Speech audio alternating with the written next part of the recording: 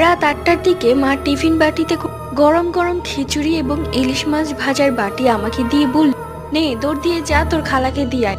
আমি বললাম, এত রাতে আমার যেতে ভয় করে, তুমিও আমার সাথে চলো। কিন্তু মা বলল, আমি যেতে পারবো না, আমার এখন অনেক কাজ আছে।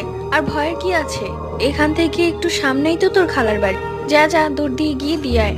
আমি আর কোনো কথাই বলতে পারলাম না, বাটি নিয়ে বের হয়ে গেলাম খালার বাড়ির উদ্দেশ্যে। খালার বাড়ি যেতে হলে মাঝখানে একটা পুকুর পড়ে। সে পুকুরটা অনেক বছর আগে, অনেক গভীরও বটে। তা আমি যখন গরম খিচুড়ির সাথে ইলিশ মাছ ভাজা নিয়ে যাচ্ছিলাম, তখন আমার মনে হলো সেই পুকুরে কেউ বসে আছে, তাও আবার পুকুরের মাঝখানে। কিন্তু সে ডুবছে না, মনে হচ্ছে একদম হাওয়ায় ভেসে আসছে।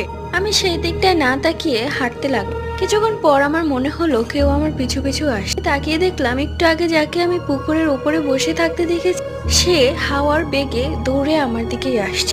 আমি ভয় পেয়ে দোয়া